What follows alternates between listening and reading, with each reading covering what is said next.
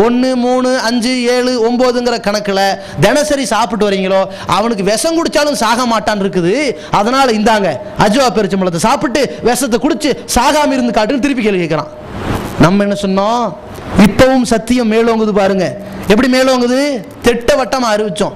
இதுதான் பொய்யான ஹதீஸாச்சே, குர்ஆனுக்கு முரண்படுகிற ஹதீஸாச்சே. குல்லு நஃப்ஸின் தாயிகத்துல் மௌத், எல்லா மனுஷனும் சாவைய மரணத்தை அடைந்தே தீர்வாங்கிற இறைவசனம் இருக்கும் பொழுது மரணமே வராதுன்னு சொல்லுகிற இந்த ஹதீஸ் பொய். நாங்க இதை 10 வருஷத்துக்கு முன்னாடி சொல்லியிருக்கிறோம். நாங்க தான் இதை பொய்யின்ட்டோமே. அப்ப நான் ஏன் குடிக்கணும்? நான் இதை உண்மைன்னு சொன்னாதானே குடிக்கணும். இதை நான் ஏற்றுக்கொள்ளவில்லையே. குர்ஆனுக்கு முரண்படுகிற ஹதீஸை நாங்க ஏற்றுக்கொள்ள மாட்டோம். இது எங்க கொள்கை. இப்ப நீ பைபிளை பொய்ன்னு சொல்லிட்டு குடிக்காம இரு. நீ பைபிளை உண்மைன்னு சொன்னா குடிக்கணும்ல இல்லையா?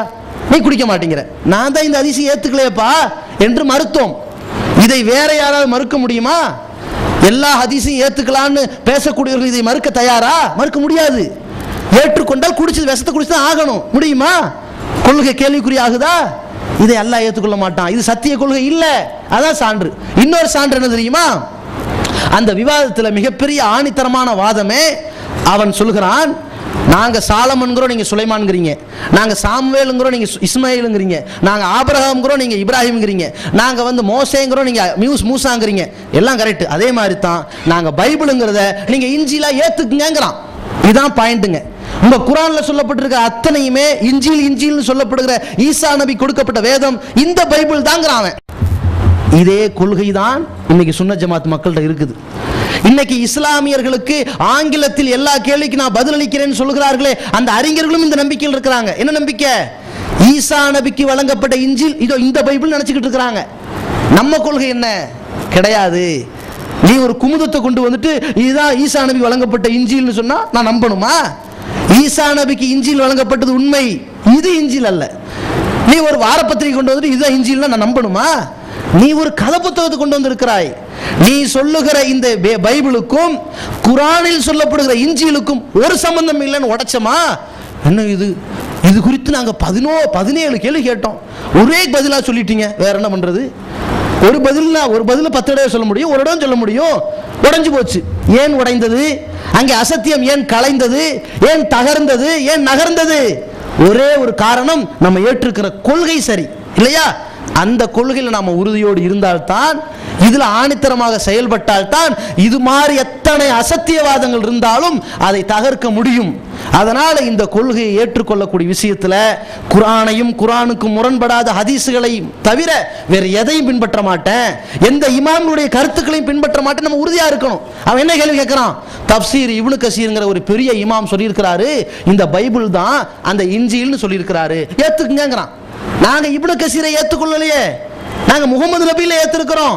இப்னு கசீரை ஏத்துக்கொள்ள வேண்டிய அவசியம் எங்களுக்கு இல்ல. அவர் ஒரு நபர், ஒரு மனிதர், சாதாரண ஒரு மனிதர் சொல்றது மார்க்கம் இல்ல. அவன் சொல்றான், இப்னு கசீர் சொன்னாரு, கஸாலி சொன்னாரு, அவர் சொன்னாரு, ஜலாலைன் சொன்னாரு, தபரி சொன்னாரு, எல்லா இமாம்கள் பேரை சொல்றான். இப்ப மதுஹபை பின்பற்றக்கூடியவர்களுடைய பதில் என்ன? அப்படி சொன்னாரோ? அப்போ இருக்குங்க, இது பைபிள் இஞ்சில் தாங்க. இப்படி கொள்கையிலிருந்து உடைஞ்சு போயிருப்பார்கள்.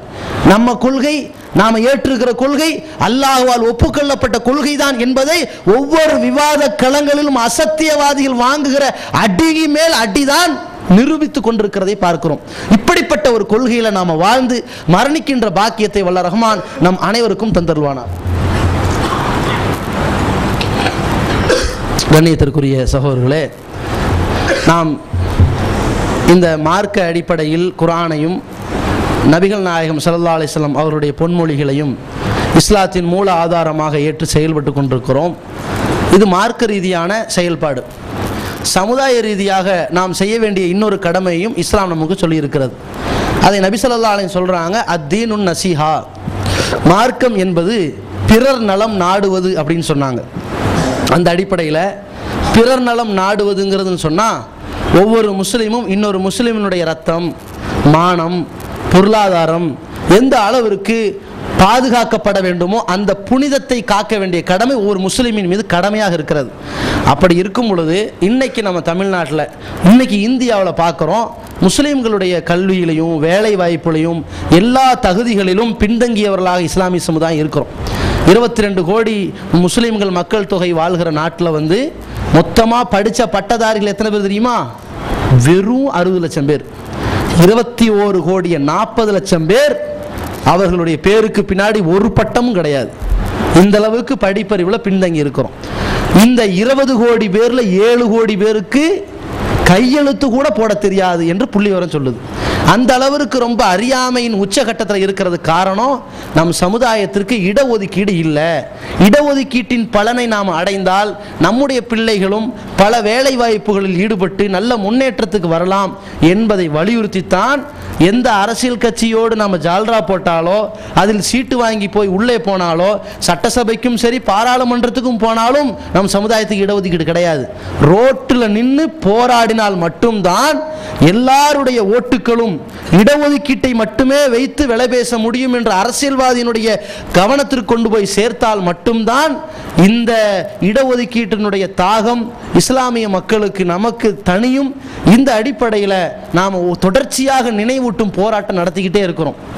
அதில் தான் வரக்கூடிய பிப்ரவரி 14ஆம் தேதி ஒரு கலாச்சாரத்தை சீரழிக்கின்ற, சமுதாயத்தை நாசப்படுத்துகிற ஒரு தினத்தில் ஒரு ஜனநாயக போராட்டத்தை நடத்தி அந்த கலாச்சார சீரழிவையும் அழிச்சு, நாளைக்கு மறுநாள் பேப்பரில் இதெல்லாம் வராதுல்ல, இது குறைஞ்சு போயிரும்ல, இந்த காதலர் தினங்கிற இந்த கலிசடைகளுடைய தினம் அழிஞ்சு போயிரும்ல, அதையும் ஏற்படுத்தி இந்த போராட்டத்தை நம்ம வைத்திருக்கிறோம்.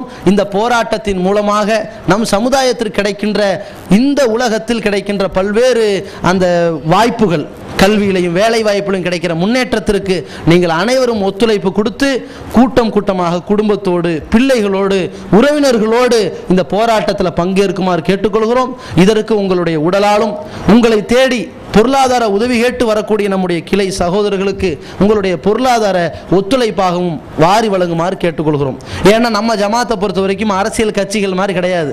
நம்ம காசை வாங்கி மொத்தமாக வசூல் பண்ணிட்டு இந்த கூழ் ஊற்ற போகிறோம் காசை கொடுங்கன்ட்டு வாங்கிட்டு போவாங்க. அந்த மாதிரி காசை வாங்கி மொத்தம் வசூல் பண்ணிட்டு ரைட்டு போயிட்டு வாங்க ஆர்ப்பாட்டம், அதெல்லாம் கிடையாதுங்க என்று தட்டக்கூடியவர்கள் கிடையாது. ஆர்ப்பாட்டத்திற்கு ஒரு பணம் பயன்பட்டு விட்டால், ஒருவேளை நஷ்டமடைந்தால் நம்மளே போடக்கூடிய அளவுக்கு, நஷ்டமடையில 5 காசு 10 காசு மிச்சமாயிருச்சுன்னா அடுத்த ஒரு தாவா பணிக்காக, மறுமை வெற்றிக்காக, ஒரு பள்ளிவாசலுக்காக இப்படி பயன்படுத்தக்கூடிய, ஹலாலான வழியில் பயன்படுத்தக்கூடிய ஒரு ஜமாத்தாக இருக்கிறது என்பதை கவனத்தில் வைத்து உங்களுடைய தான தர்மங்களை வாரி வழங்குமாறு அன்போடு கேட்டுக்கொள்கிறோம். வாஹிரு தவானா அல்ஹம்துலில்லாஹி ரப்பில் ஆலமீன். அஸ்ஸலாமு அலைக்கும் வரஹ்மத்துல்லாஹி வபரகாத்துஹு.